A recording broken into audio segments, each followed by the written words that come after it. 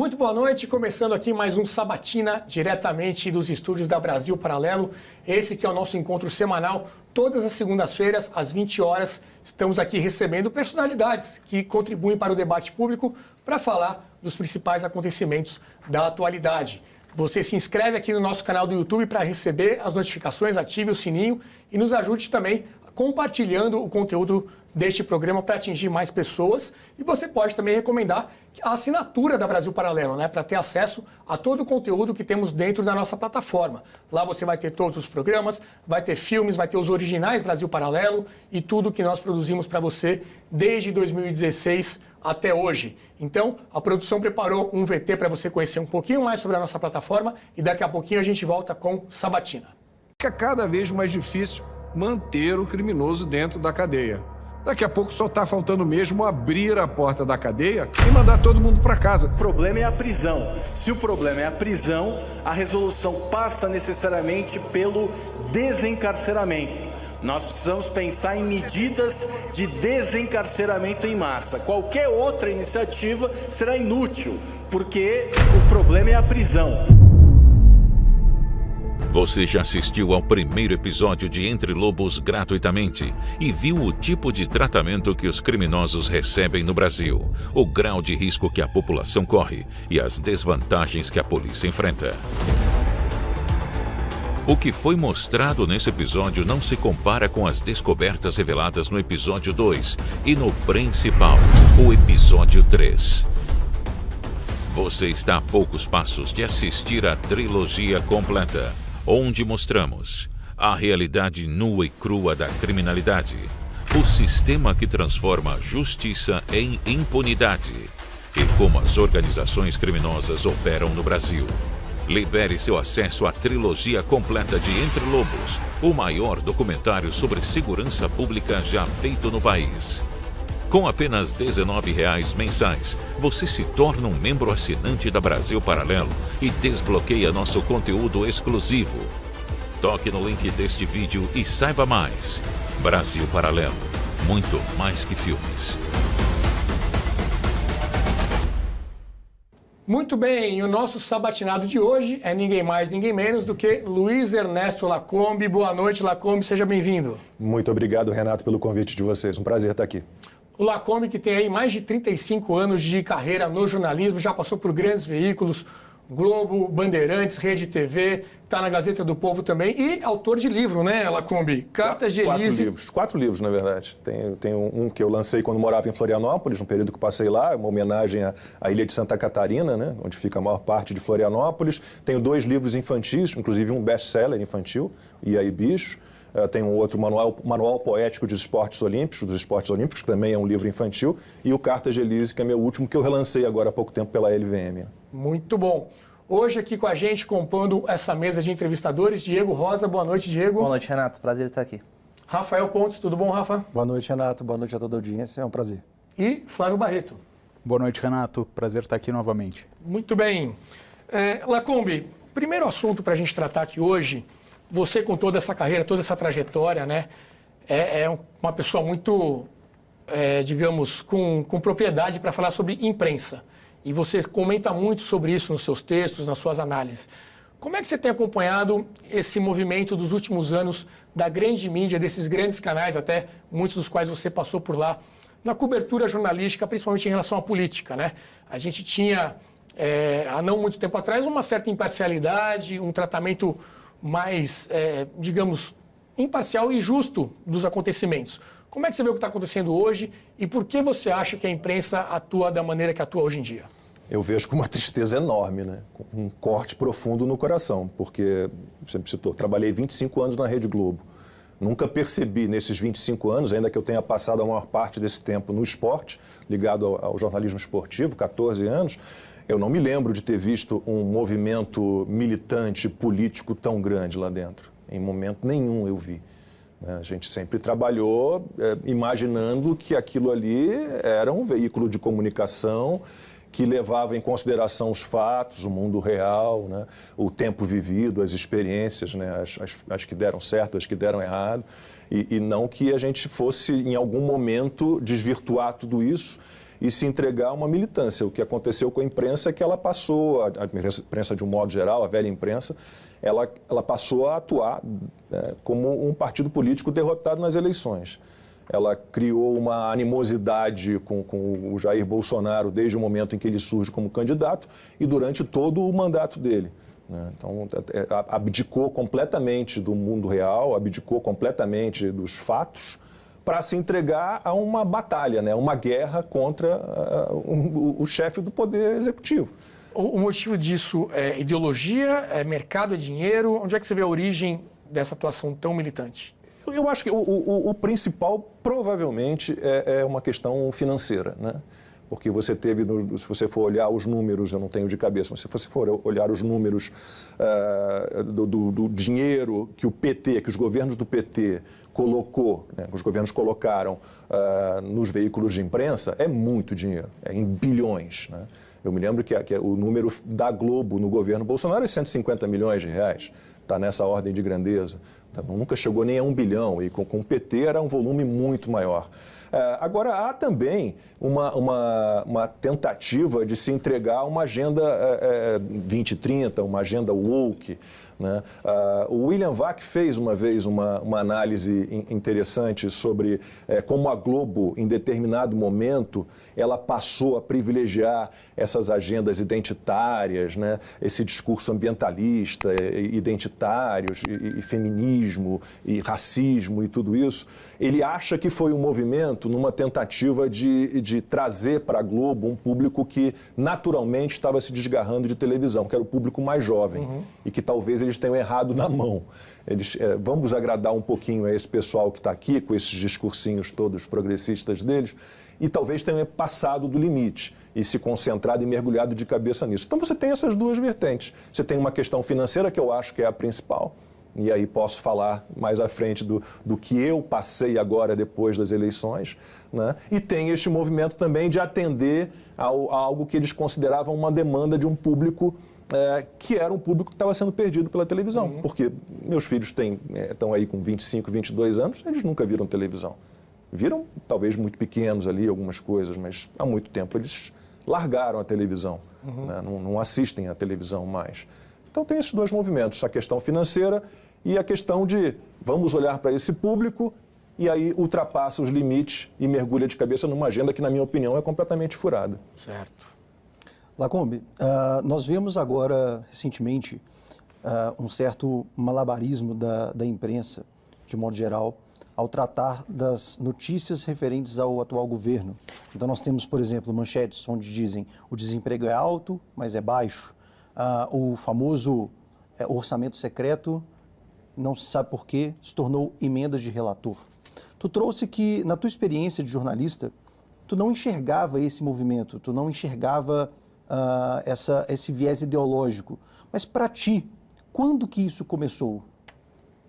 Para mim, como profissional de jornalismo, bom, eu saí da Globo, então meus últimos 14 anos de Globo foram esporte. Eu não me envolvia com política. Eu sempre fui um ser político, porque vim de uma família que lidava com isso, uma família de educadores, de intelectuais. Meu pai era um grande executivo, então eu sempre tive uma visão de um mundo corporativo formada pelo meu pai, que era um liberal, com uma influência muito grande do meu avô materno, que era um imortal da Academia Brasileira de Letras, era um grande pensador, um intelectual católico, então tenho esse viés conservador, sem saber exatamente, na época, pequeno, o que significavam os termos liberalismo, conservadorismo, mas eu tive essas duas influências. Então, a minha vida inteira em televisão, até eu sair da Globo em 2017, confesso a vocês que eu fiz pautas políticas no início da minha carreira, fiz.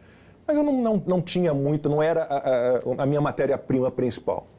Eu fui muito tempo repórter, basicamente, de pautas de segurança pública, porque comecei minha carreira nos anos 80 no Rio, então você tinha índices de violência absurdos, o Brizola era o governador, então você tinha aqueles feudos se criando ali nos morros do Rio, o tráfico de drogas ganhando força, então eu fui um repórter muito voltado para esse tipo de pauta, sequestro, operação policial em favela, assalto a banco, fiz de tudo nessa área de segurança pública.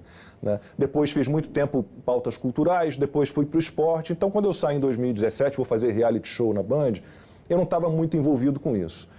A primeira vez que eu percebi que os veículos de comunicação, a velha imprensa, estava se desvirtuando do que era o básico para qualquer jornalista, que era lidar com fatos, foi na Band. Né? Comecei a fazer na Band o Aqui na Band, não sei se vocês lembram disso, em abril de 2019. Recente. Abril de 2019. Era um programa pensado para ser um programa de variedades, né? Programa que tinha comentaristas de moda, de saúde, direito do consumidor, direito da mulher, tinha uma revista eletrônica. Era como o Hoje em Dia da Record. O Aqui na Band foi pensado, né, e implementado pelo Vildomar Batista, que era o diretor, né, e ele tinha sido o diretor do Hoje em Dia e ele tentou usar a mesma fórmula no Aqui na Band. Né? E o Aqui na Band foi, como disse, pensado para ser um programa de variedades, mas que acabou colocando um pezinho em política. Porque o Vildomar nos incentivava, a Silvia Popovic e eu que fazíamos. Logo no início a gente abria com um telejornal, a gente vinha de um telejornal, então abria com um bloco de notícias. E o Vildomar ficava no ponto incentivando, né, o tempo inteiro para que a gente fizesse comentários de algumas reportagens. Faz comentários sobre isso. Então ali eu comecei a ter vídeos que viralizaram, e 3 milhões, e 5 milhões, e passei a ganhar um mundo de seguidores nas redes sociais. Então aquele momento ali foi por isso. Porque o Vildomar era um cara que achou que poderia dar certo. E tinha um contraponto entre você e a Silvia? Sim, total. A Silvia, digamos, não sei se ela vai ficar satisfeita, mas ela é, digamos, uma social-democrata, e eu tenho esse meu lado liberal conservador, né? Eu estou ligado mais ao liberalismo, ao conservadorismo, e a gente tinha as nossas discordâncias, que também viralizaram muito, né? Foi algo incontrolável. Me lembro que eu ganhava 300 mil seguidores num dia no Instagram, com um vídeo meu, uma polêmica minha com Silvia no programa, naquele dia me gerava 300 mil, 400 mil seguidores. Era uma loucura total. E aí veio a pandemia, Rafael, e a gente perdeu, claro, os anunciantes desapareceram, os call centers fecharam. Então você tem aquele mundo de merchandising num programa, ligue, não sei o que, de repente não tem mais ninguém no call center para atender. Então seus anunciantes, de alguma forma, né, vazam, saem de cena. A receita diminui. E aí a gente começou a reduzir a equipe. Então perdemos a capacidade de produção de VTs. A equipe foi muito reduzida. A Silvia Popovic, inclusive, foi desligada da Band nessa época. E aí, Vildomar e eu, conversando, falei, bom, acho que o nosso caminho é virar realmente um programa de estúdio e talvez um fórum político, porque dava um retorno bom. O Aqui na Band foi um fenômeno nas redes sociais. Em audiência, a gente teve momentos bons, né? O horário ali, a gente basicamente triplicou o horário em audiência. Tinha números bons. Mas nas redes sociais era um absurdo. A gente era trending topics, assim, primeiro, segundo, todo dia. Todo dia. E aí, Vildomar e eu falamos, bom, vamos transformar o programa num fórum político, num fórum de debate. O primeiro debate sobre pandemia, sobre Covid, coronavírus, foi no Aqui na Band. Dr. Anthony Wong, um saudoso Dr. Anthony Wong, contra o Marcelo Otsuka. E com uma série de convidados, Geraldo Alckmin, atual vice-presidente, inclusive, porque nós tínhamos 2 comentaristas de saúde, era o Fernando Gomes e depois o Geraldo Alckmin. Como médico ali. Como médico, anestesiologista, acupunturista e tal, ele estava ali com a gente. Então, fizemos 4 ou 5 debates sobre coronavírus e começamos a fazer outros programas, né? Sempre com temas políticos, sempre com temas políticos e percebemos que, para chegar na tua pergunta, na resposta à tua pergunta, começamos a incomodar o jornalismo da Band. A gente fez um programa sobre a facada que o então candidato Bolsonaro levou. Né? E colocaram matar, já não tenho nada com isso, quem mandou matar Bolsonaro. E aquilo irritou o jornalismo. Até que nós tivemos um programa sobre conservadorismo, esse foi uma ideia minha, e que nós levamos o Alan dos Santos. Isso também gerou um incômodo no jornalismo. Então, naquele momento ali, eu percebi que algo estava errado. Né? Eu nunca me considerei um bolsonarista, né? Absolutamente. Fiz críticas quando eu achei que as críticas eram cabíveis, mas percebi que havia um desequilíbrio absoluto ali no jornalismo da Band em relação ao que a gente estava vivendo no país. Nesse momento, a coisa ficou difícil. Teve o episódio da Greta também, né? O da Greta foi logo no início. Teve vários. Teve o da Greta, teve da Ágata. O da Greta foi assim, é o que eu digo, nada foi planejado neste meu caminho de um repórter de segurança pública, de cultura, de esporte, para um jornalista de política. A gente vinha de um programa que a Marina Machado, que apresenta o Sem Censura, fazia. E ela fazia uma chamada, a gente fazia uma chamada dentro do jornal dela. E a Marina sempre passava para a gente, com improvisos, sempre citando a última reportagem que ela tinha exibido. E, por coincidência, Silvio e eu ali prontos para fazermos a entrada no programa da Marina, e a Greta tinha feito na véspera o discurso dela na ONU, numa dessas conferências do clima da ONU, né? Bom, e quando ela começou, olha, Lacombe, eu estou aqui emocionada, com o coração palpitando. Eu adoro a Marina Machado, tá? Mas a Greta não. E que emocionante essa menina, uma adolescente. E aí eu, naquela hora, ali, naquele segundo, o que eu vou dizer, meu Deus, o que eu vou dizer? Eu não sei não ser sincero. Falei, Marina, eu não compro essa menina. Eu não compro. Ela virou um meme, né? A cara dela de boca aberta. Então, teve vários. O da Ágata, lembra dessa menina que morreu?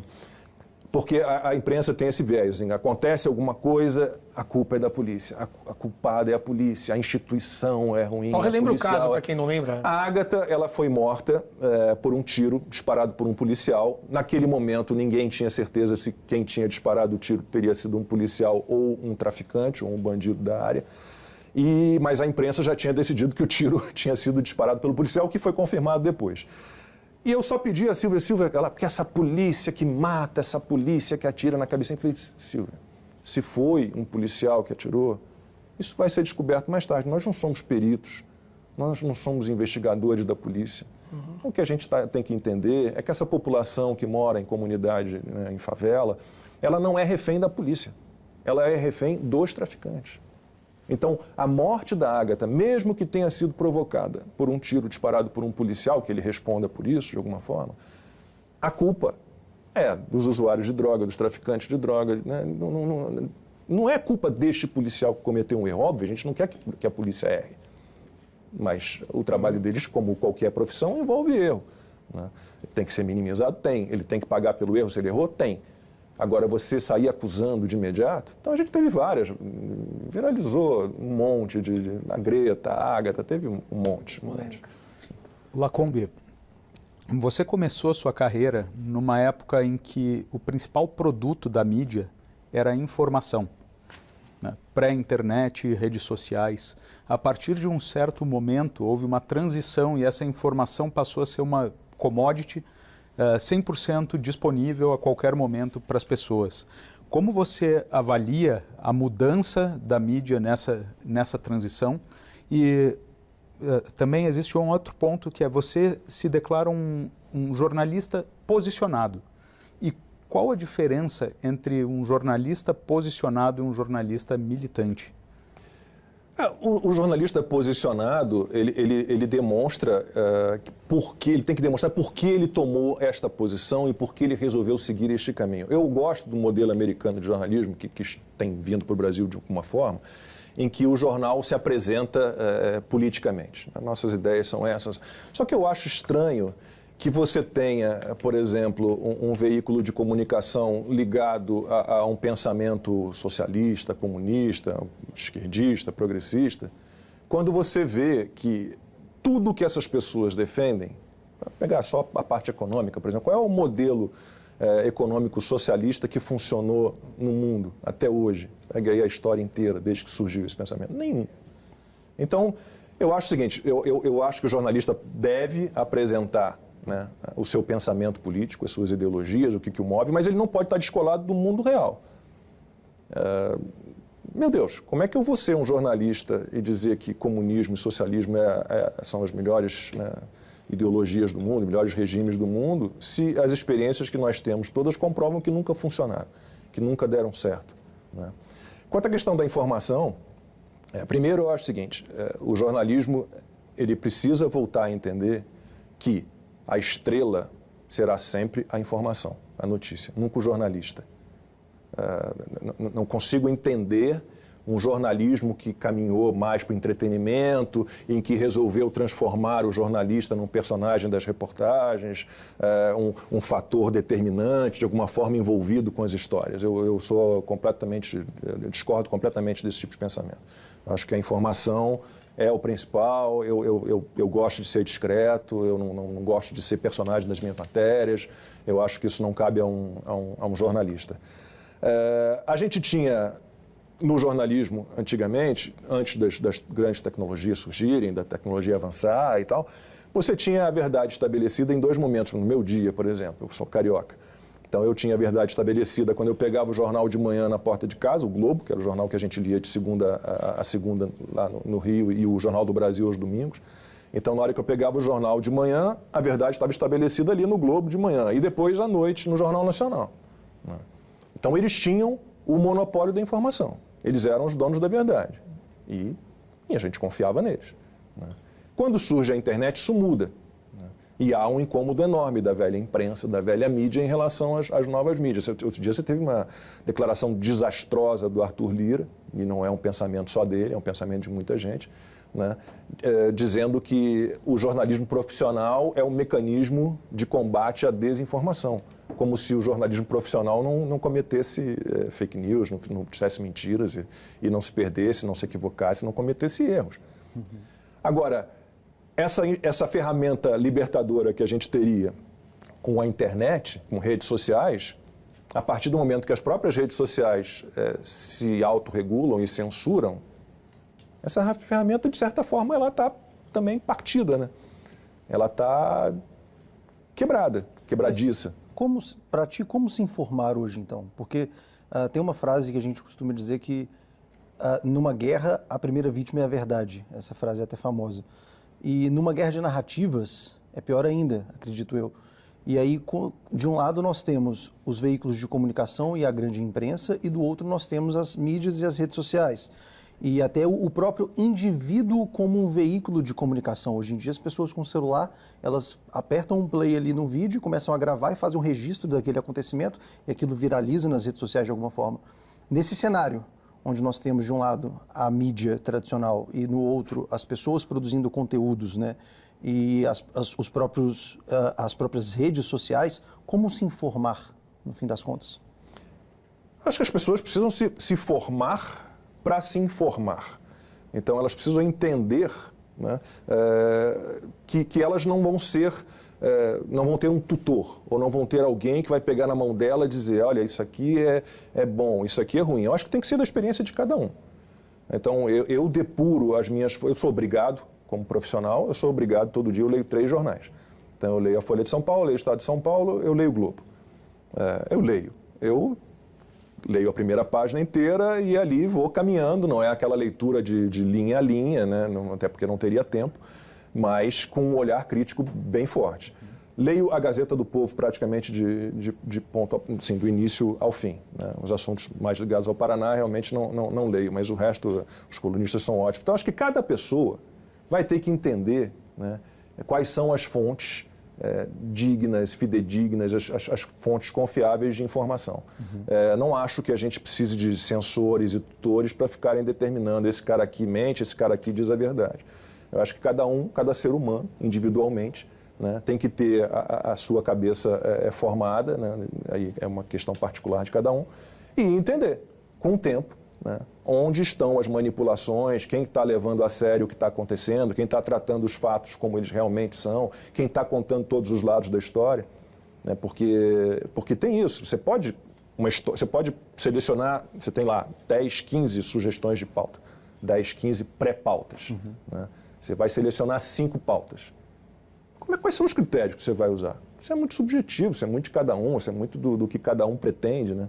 E além dessa escolha, você tem um outro momento sensível, de que maneira eu vou contar essa história. Agora, você não pode abdicar, não pode abrir mão jamais de incluir todos os lados da história, né? Então, assim, você tem que ir experimentando, ir percebendo. Nesse assunto, Lacombe, isso envolve muito também a questão da liberdade de expressão, né? A questão de o que é desinformação, o que é informação e a tentativa de resolver esse problema que existe, mas a forma de enfrentá-lo varia bastante.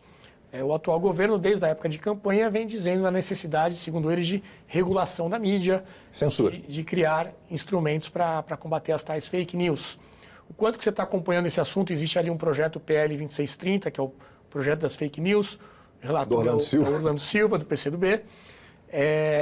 O judiciário também muito ativo em cima disso, né? Outro dia, inclusive, teve até um seminário de liberdade de expressão, promovido pela Globo. Não, tem sempre nomes bonitinhos, né? Os nomes são sempre positivos, né? O PL 2630 tem um nome bonitinho também, liberdade, democracia, transparência, tem sempre na internet, tem sempre nomes bonitinhos. Como é que você está vendo esse movimento? Quais os riscos que você acha que a gente está correndo?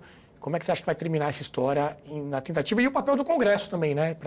Eu acho que, primeiro, é tudo inconstitucional, porque a nossa Constituição garante liberdade de expressão.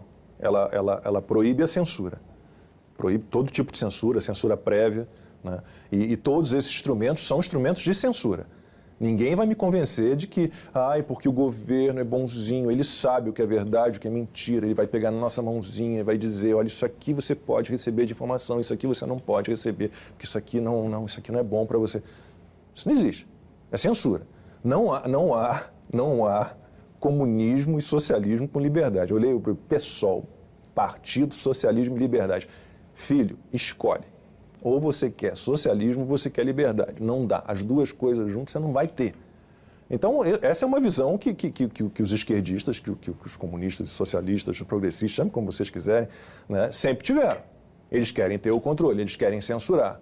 Né? Eu sou absolutamente contra, absolutamente contra. Acho que a sociedade, de um modo geral, a gente precisa, eu tenho falado disso, contra todas as tentativas de censura. Né? Não podemos ceder 1 centímetro. E, de novo, é inconstitucional. É inconstitucional, está na Constituição, a gente tem direito. E eu não consigo entender como é que alguém pode acreditar que a censura e que prisões ilegais são instrumentos para defesa da democracia. Mas é que o argumento dele é que não é censura, né? Que é óbvio que é censura. Um controle de desinformação. Ele vai se enquadrar, ele próprio vai se enquadrar. Por exemplo, dizer que o Brasil não cresceu nada no ano passado, quando cresceu quase 3%, 2,9%. Ou dizer que o plano para matar, sequestrar o Moro, o Gaquia, que isso é uma armação do Moro. Ele vai responder por isso também? Então, não consigo entender. Não, assim, é censura e todos devem se posicionar contrariamente a isso. Eu espero, sinceramente, que o Parlamento não dê um passo nessa direção, que o Congresso não dê um passo nessa direção e que a Constituição continue valendo. Gente, já tem lei suficiente nesse país para proteger todo mundo. Tem lá calúnia, injúria, difamação.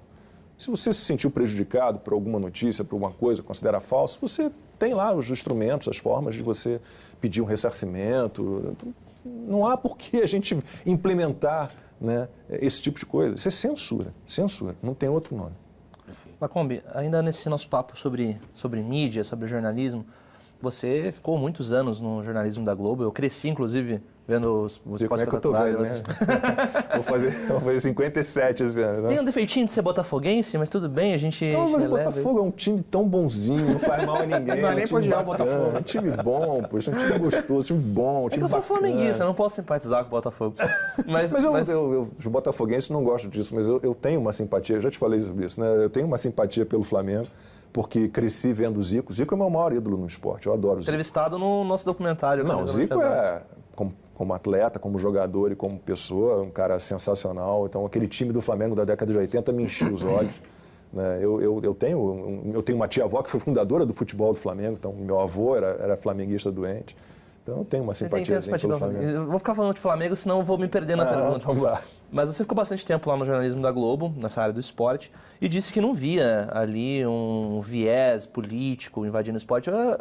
Esse cenário acho que mudou um pouco nos últimos anos, né? A gente vê alguns jornalistas, alguns influencers meio tentando politizar essa pauta. Essa semana a gente teve o jogo transmitido também pelo Felipe Neto. Como que você enxerga esse movimento?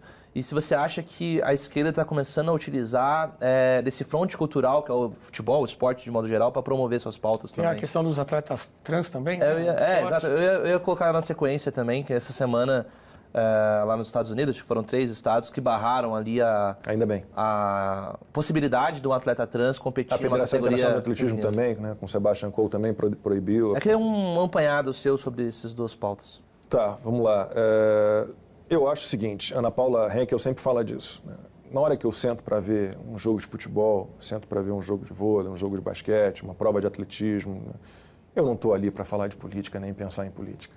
Aquele ali é um momento de relaxar. Eu acho que nunca gostei da mistura de esporte com política. Eu acho que não consigo entender muito bem essas tentativas, ainda que a gente veja todas as experiências culturais, esses espaços culturais, incluindo o esporte, aí considerando o esporte como cultura, claro, sendo ocupados pela esquerda. Eu sou totalmente contra. Não gosto da ideia. Acho que aquilo ali é outra coisa. Não consigo aceitar muito bem. Eu tive, para não dizer que não houve uma influência, mas não é bem questão política. Um momento na Globo me incomodou muito no esporte, que foi o momento em que começaram a surgir, a gente sempre soube ou imaginou que havia falcatrua.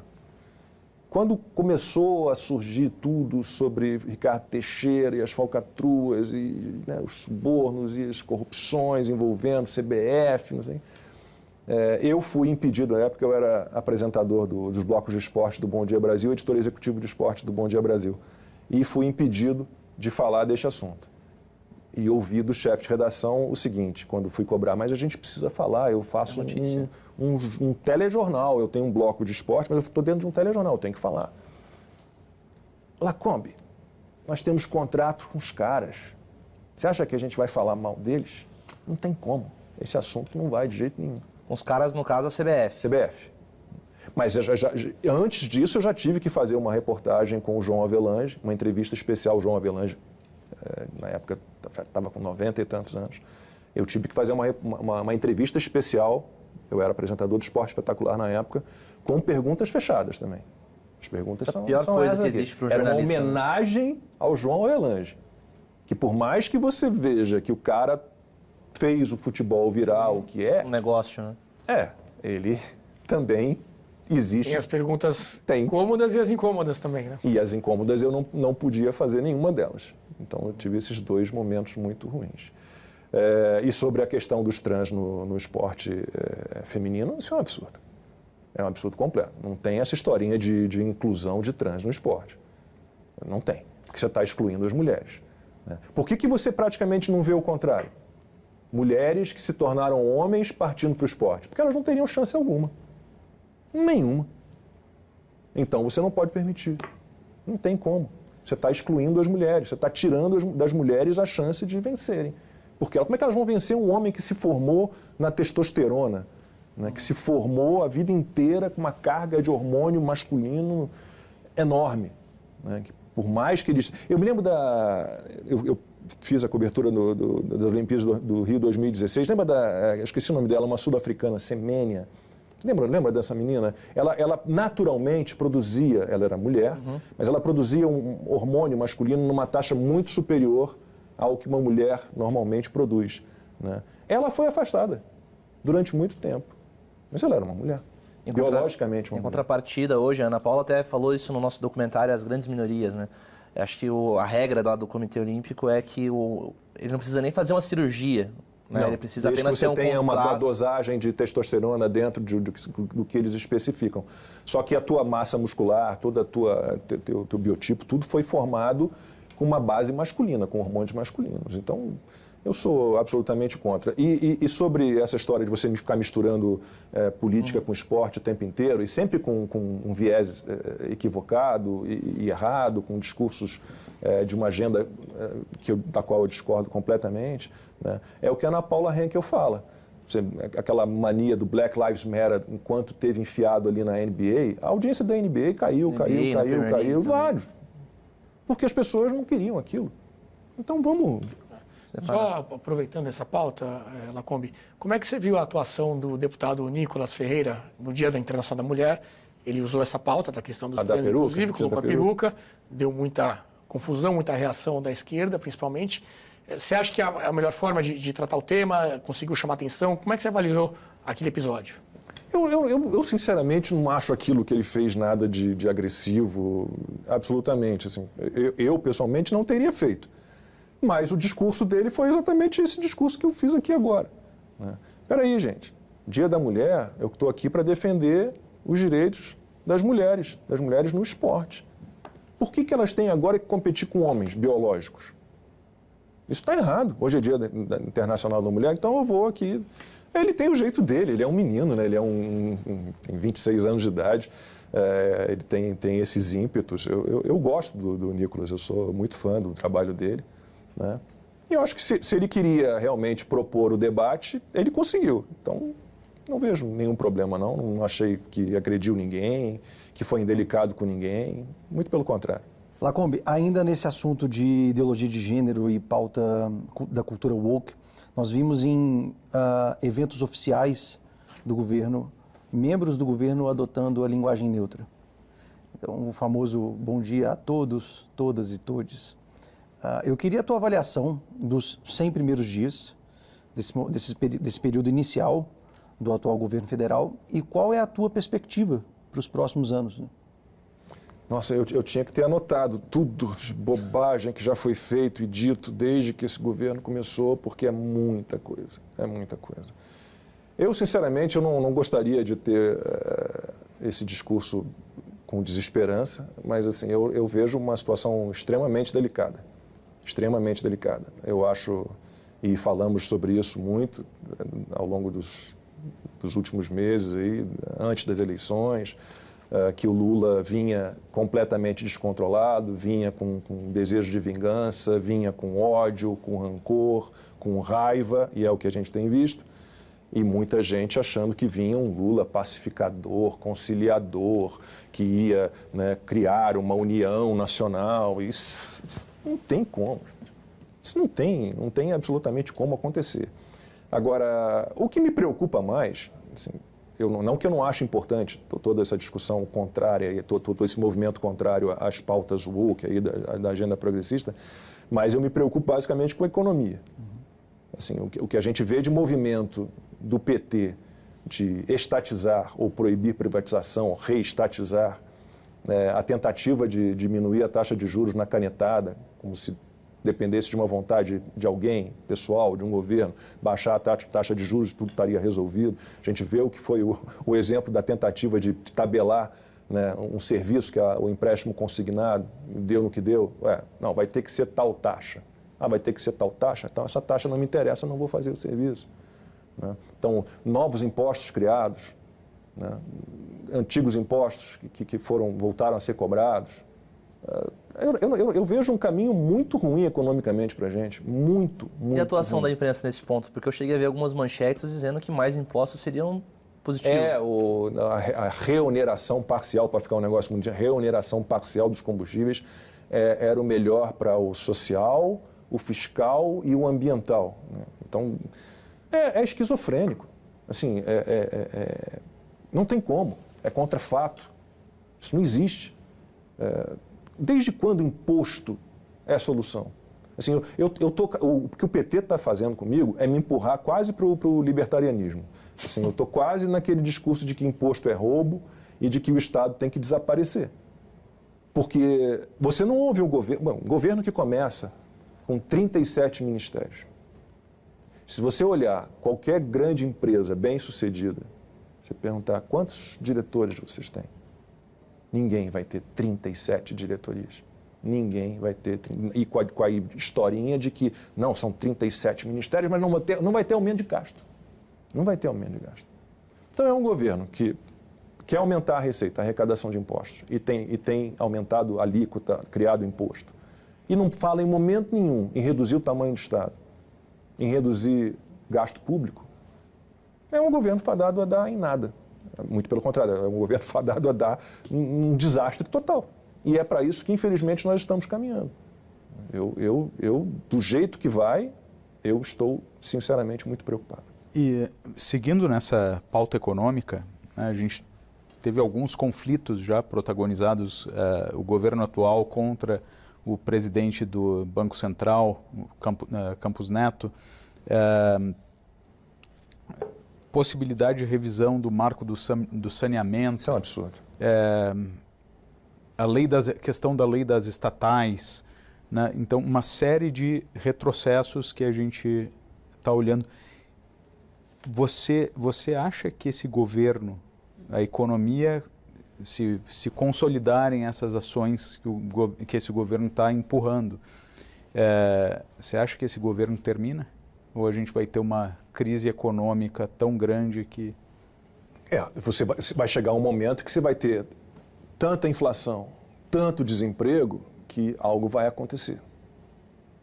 Então, eu acho que sim, se continuar nesse nível, né, com estatização, aumento do tamanho do Estado o tempo inteiro, né, você tem aí uma série de bobagens que já foram ditas e feitas, a gente tende a pegar um caminho que vai nos levar, inevitavelmente, ao desemprego e à inflação.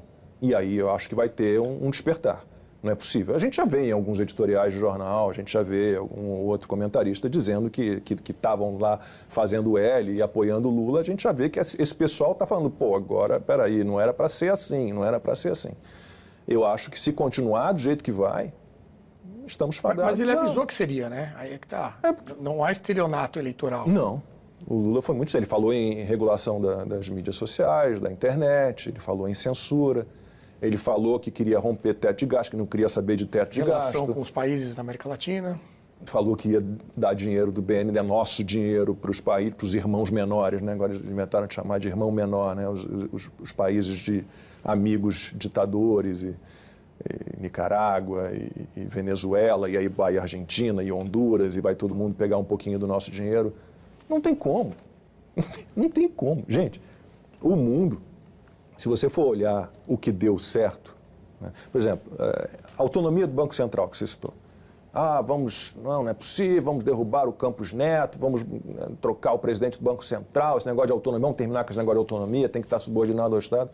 Se você olha os países do mundo que têm bancos centrais autônomos, quem são eles?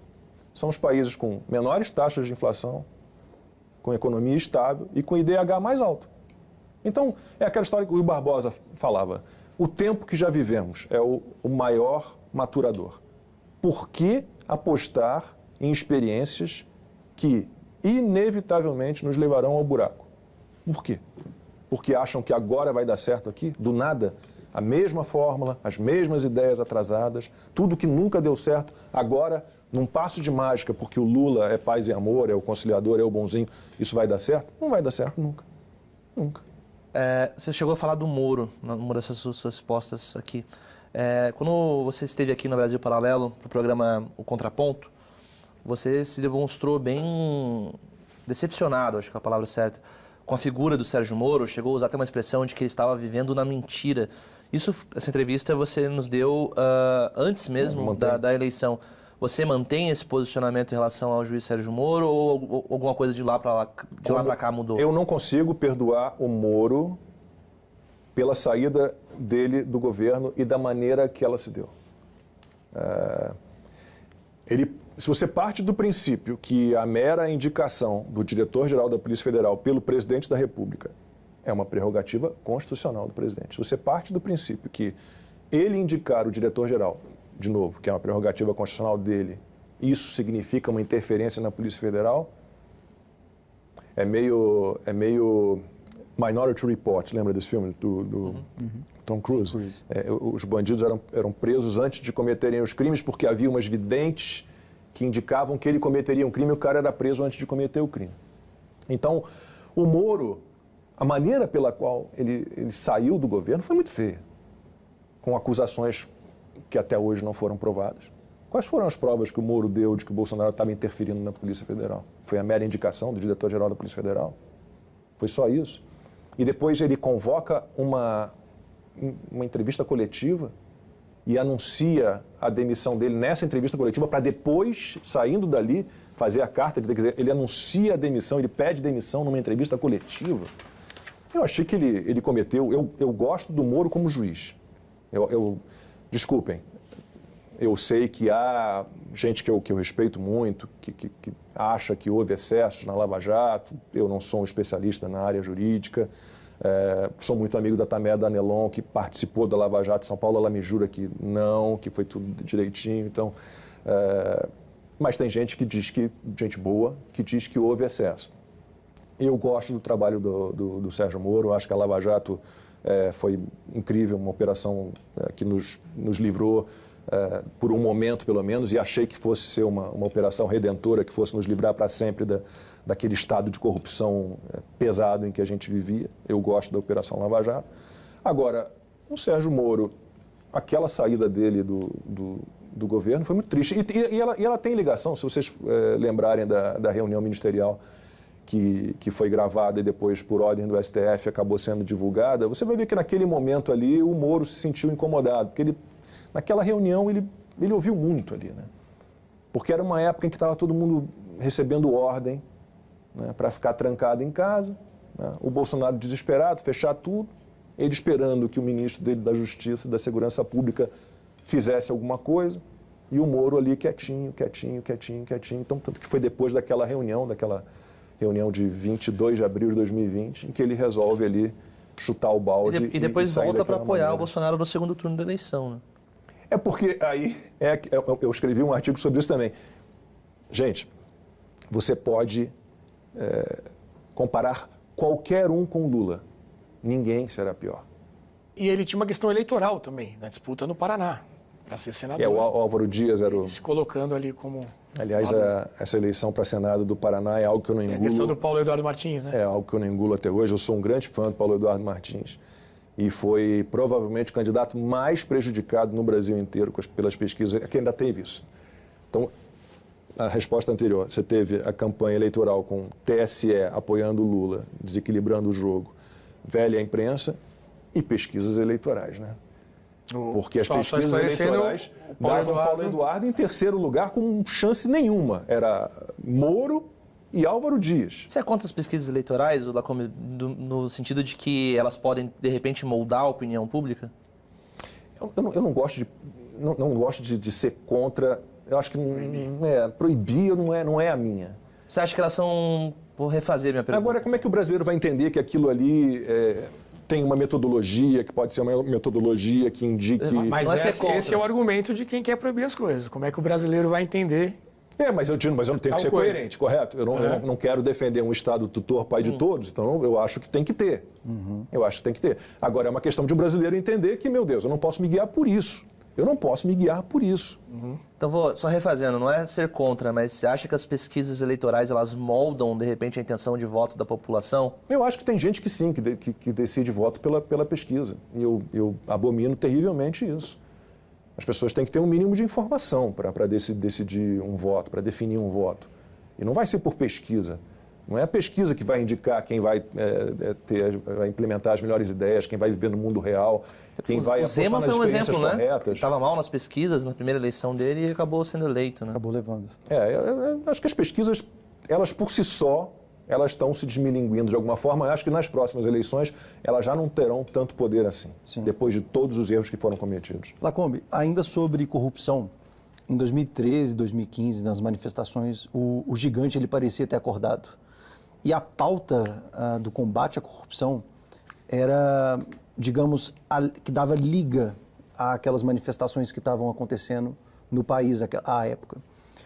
Hoje, depois do último resultado das eleições, a sensação é que o gigante está de ressaca, digamos assim. Qual é a bandeira, na tua opinião, que de alguma forma possa voltar a dar esse sentimento para as pessoas, né, que de alguma forma não se sintam representadas pelo atual governo, mas que ainda estão aqui, como eu disse, né, de ressaca, adormecidas, mas que não se sentem representadas? Qual pauta tu acredita que possa de alguma forma fazer o coração do brasileiro que não está se enxergando no atual governo voltar a pulsar de novo? As bobagens que esse governo está fazendo e vai fazer nos levarão a uma situação de crise, inevitavelmente.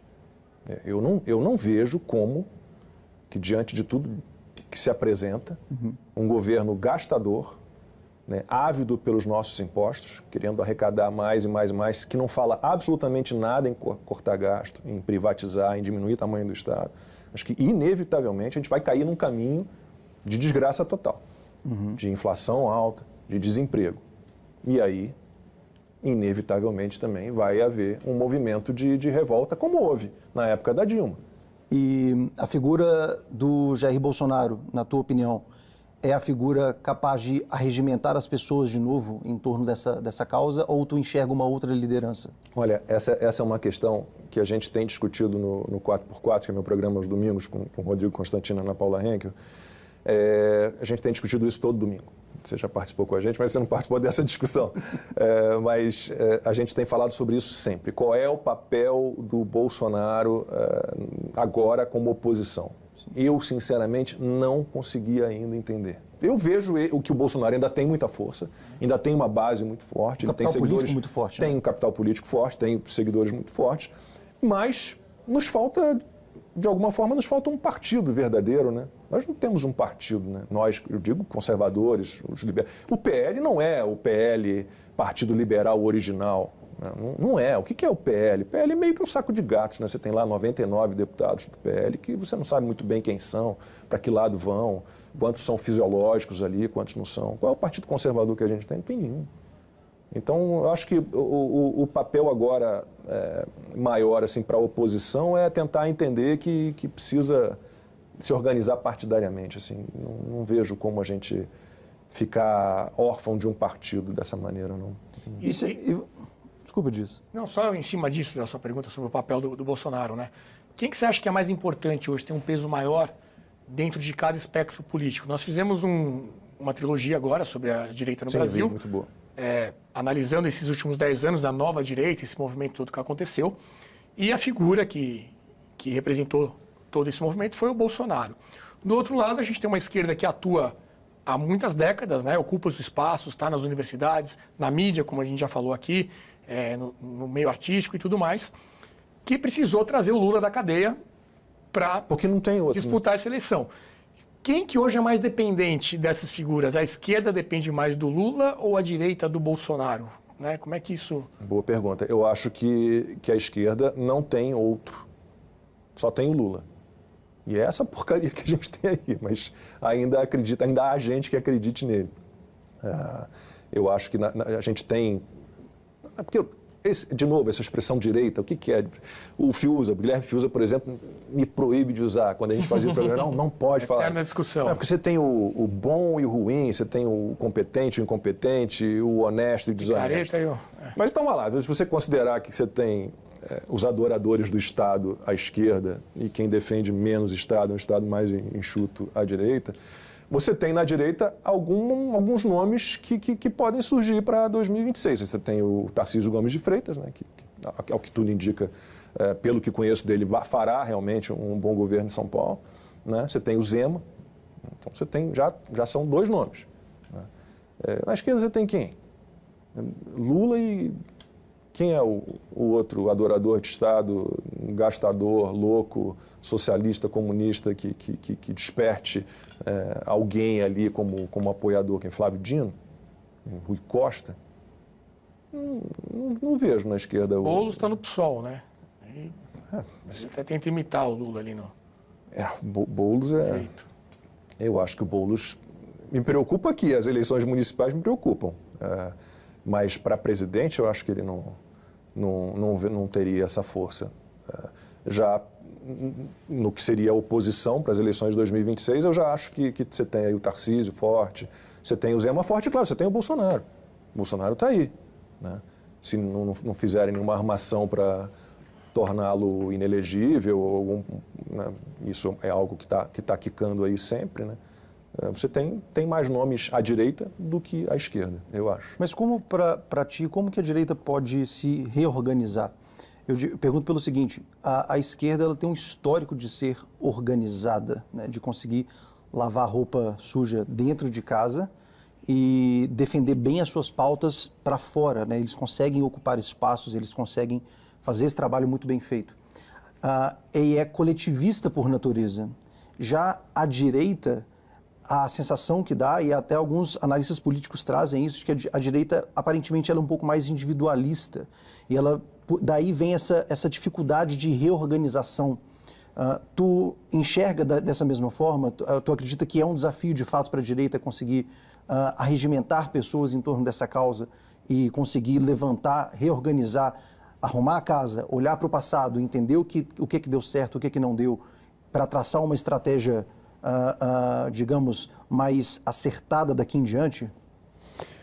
A direita, engraçado, né, isso, você vê como a esquerda conseguiu ligar a ela tudo que é bom, né, tudo que é fraterno, tudo que é solidário, a bondade, o amor, os bonzinhos estão à esquerda, né, os maus, o capitalista selvagem, o explorador da mão de obra, o destruidor da natureza, ele está à direita. Mas esse é um processo que não vai se desfazer assim, né, esse é um processo que vai demorar décadas, porque o que fizeram, a ocupação, né, a guerra cultural, a ocupação de espaços pela esquerda foi muito violenta, muito violenta. Então, assim, eu acho que há uma questão partidária, a gente precisaria, e eu não vejo isso num curto prazo se estabelecendo, mas a gente precisaria de um partido conservador, um partido liberal verdadeiro, a gente, por enquanto, não tem. A minha esperança é que o próprio governo do PT, que será um fracasso, faça a campanha contrária a eles e a favor de quem vier como candidato da oposição mais forte. Porque eu não vejo...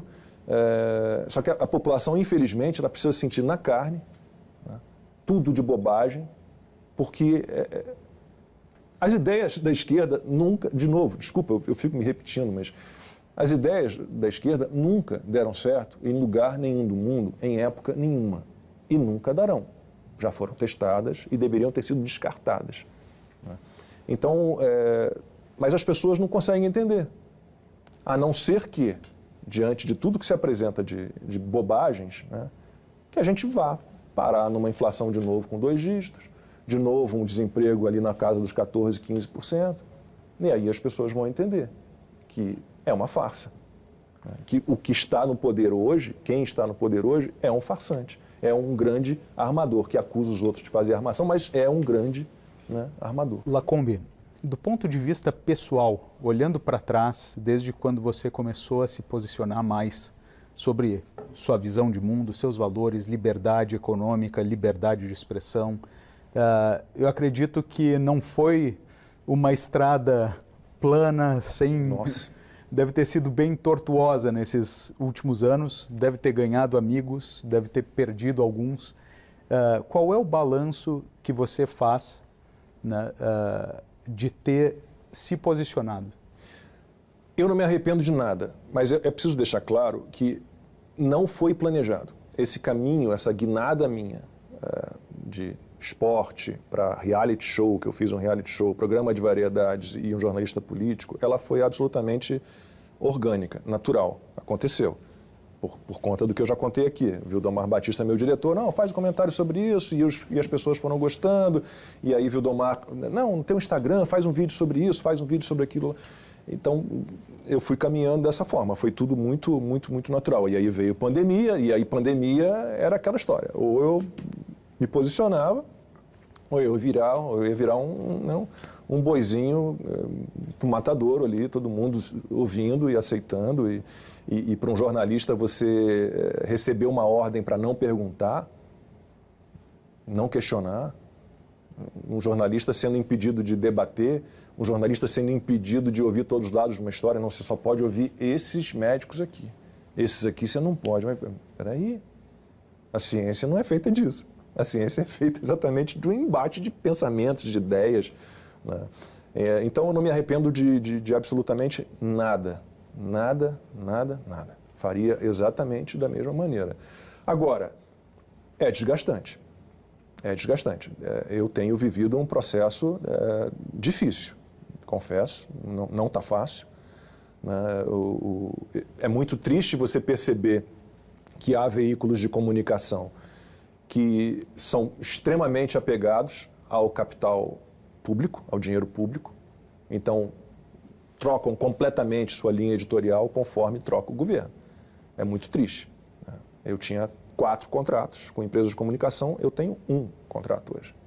Hoje eu sou jornalista da Gazeta do Povo. Eu tinha outros 2 jornais, emissora de TV, e todos correram, né, a partir do resultado das eleições, todos correram para o lado errado, né? A sua saída da Rede TV tem relação com isso? Eu tenho um contrato de rescisão assinado, já recebi a multa, então é uma situação muito delicada falar sobre isso. Mas, obviamente, se você for olhar o que aconteceu na Rede TV depois da minha saída, a resposta está dada, não sou eu que estou falando. 10 dias depois das eleições, eu recebi o aviso de que meu contrato seria rescindido. Então, quem está na bancada que eu ocupava é uma pessoa que tem um pensamento totalmente à esquerda. E o superintendente da emissora também foi trocado. Hoje em dia você tem um ex-assessor do Lula comandando o jornalismo da Rede TV. Então, está dada a resposta. Né? Assim, correram para onde está o din-din. Isso é muito triste. E é triste também entender que talvez eu tenha sido levado para a emissora por isso. Entendeu? Para aproveitar a onda. Para aproveitar a onda. Não porque a emissora entendesse que o liberalismo é melhor, que a gente precisa de um Estado enxuto, né, que as pessoas não têm que viver com um tutor, né, que elas não têm que ter aquele Estado protetor, pai de todos ali, que o caminho no mundo, o mundo que deu certo, seguiu outro caminho, não foi esse. Não, talvez a minha ida para lá tenha sido também uma questão de, opa, vamos aproveitar esse cara aqui, porque aí eu vou pegar o dinheirinho do governo aqui, esse cara aqui já não presta mais, agora eu pego esse aqui, porque esse aqui vai me trazer um dinheirinho do governo. E se você quer apoiar uma mídia totalmente independente que não usa dinheiro público, assine a Brasil Paralelo. Na nossa plataforma você vai ter centenas, milhares de conteúdos. Aqui no YouTube é só a pontinha do iceberg. Tem o Sabatina lá também, tem os nossos originais, muitos filmes selecionados a dedo, os nossos programas, programação infantil, tudo isso a partir de R$19 mensais, esse é o nosso plano básico, até o plano Acesso Total, que você pode fazer download, tem acesso aos cursos da Brasil Paralelo e muito mais. Vamos assistir um VT rapidinho sobre isso e a gente volta já já com mais Sabatina, com mais Lacombe. A forma da separação de poderes no Brasil é falha, incompleta, imperfeita e atrasada. Os poderes eles são separados para que ninguém detenha o poder absoluto. A ideia de divisão de poderes é justamente essa, é a fiscalização mútua, o tempo todo. Não existe nenhum dos poderes que tenha a última palavra. Na história da humanidade, os três poderes nunca se equilibraram. Veja bem, crise dos três poderes é sinônimo de crise da democracia. Como resolver essa crise?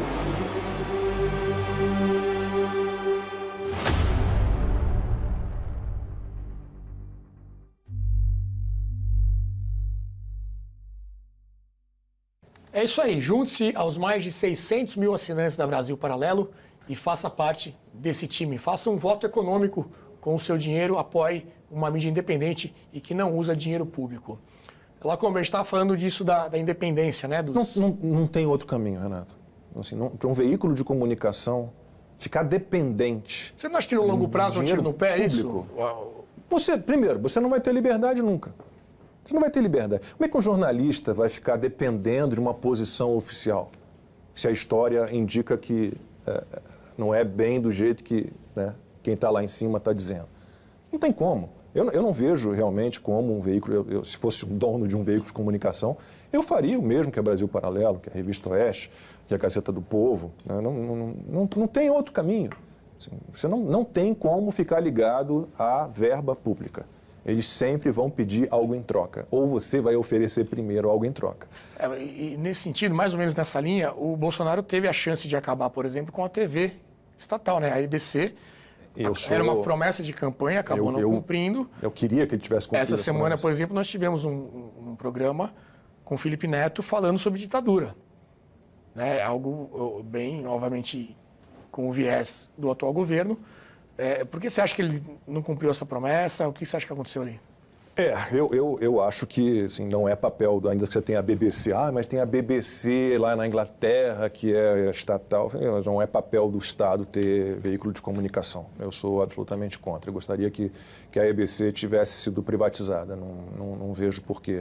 Agora, em relação a isso, tem uma questão, outro dia eu estava conversando com os amigos e a gente tem falado sempre sobre isso. Né? Então, você teve essa guerra toda contra o Bolsonaro, e o Bolsonaro, lá no início, vocês vão lembrar disso, que o Bebiano, que era ministro do Bolsonaro, que participou toda da campanha e tal, foi um dos coordenadores de campanha, depois virou ministro, e ele recebeu um contato de um diretor da Globo de Brasília querendo bater um papo com o Bebiano e fazer uma intermediação para ter uma conversa com o Bolsonaro, e o Bolsonaro foi absolutamente contra, né? E nós, nesse meu grupo de amigos, todos jornalistas, somos da seguinte opinião: o Bolsonaro tinha que ter sentado naquele momento para conversar. E tem 2 ou 3 que dizem assim, não só tinha que ter sentado para conversar, como tinha que ter soltado um caminhão de dinheiro. Porque o que foi a guerra que fizeram contra ele? Eu não sou a favor da história do dinheiro, não. Mas sentar para conversar, sim. Né? A gente já viu, infelizmente, essas últimas eleições, por mais que a gente tenha veículos como Brasil Paralelo, Revista Oeste, Gazeta do Povo, veículos independentes, realmente livres, né? A gente percebe que ainda tem força a velha mídia. Até a penetração onde a internet não chega ainda. Eu estava olhando números essa semana passada de TV aberta, TV fechada, streaming, né? O streaming já está ali em segundo, depois da Globo. Se você botar todo mundo na planilha, o streaming está em segundo. A TV aberta ainda tem, né, muita penetração, ainda está em 100% praticamente dos lares do Brasil, né? Mas a gente vai mudar isso com o tempo. E a vantagem deste programa é que você pode assistir a qualquer momento, quando quiser, na internet, já que nosso tempo, infelizmente, acabou. Lacombe, te agradeço demais a sua presença aqui no Sabatina. Queria deixar aí o espaço aberto para uma mensagem final e para dizer para os nossos espectadores qual o futuro, né? O que você está planejando. Acho que deve ter muita gente aí curiosa para saber os próximos passos de Luiz Ernesto Lacombe. Obrigado, Lacombe. Vai depender muito do que acontecer aqui no Brasil, né? Porque eu já não sei mais o que a gente vai ter de futuro aqui, né? Eu hoje estou como colunista da Gazeta do Povo, né? Aberto sempre a parcerias, que eu gosto muito das parcerias com a Brasil Paralelo. Tenho um projeto que é um sonho, mas que está ali guardadinho e qualquer hora eu vou conseguir implementar, que é transformar o meu último livro em filme, o Cartas de Elise, que conta a história da parte judia alemã da minha família. O livro já foi escrito, né? Quando eu escrevi, já escrevi pensando num roteiro de cinema, então eu tenho esse projeto. E agora estou estabelecendo como é que eu vou lidar com as minhas redes sociais. Eu tenho um projeto no Locals, que está pronto para ser lançado, que é uma plataforma nova. Tenho um projeto para Instagram também, que é uma comunidade fechada, né, o tal do Last Link, a gente está trabalhando também nisso. Tenho o meu canal no YouTube, que está ali basicamente só rodando as minhas colunas na Gazeta do Povo, mas eu pretendo retomá-lo e fazer um formato diferente. Então, eu estou caminhando nas minhas plataformas próprias. Acho que meu tempo de televisão, depois de 35 anos, do jeito que a televisão está agora, né, muito dependente ainda, não temos um Brasil Paralelo na televisão, então muito dependente do poder oficial, do dinheiro público. Eu acho que eu já não me encaixo mais nisso, não me vejo mais em televisão, a não ser que tudo mude de uma hora para outra. Então, eu caminho assim, nos meus projetos pessoais, né?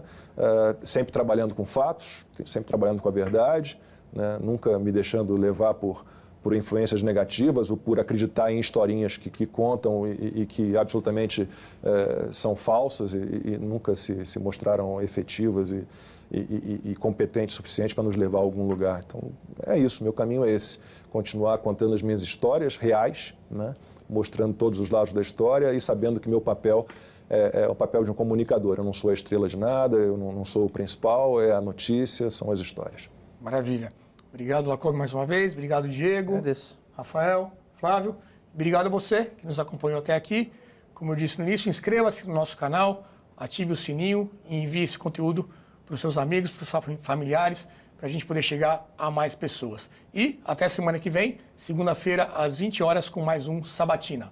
Muito obrigado e até breve.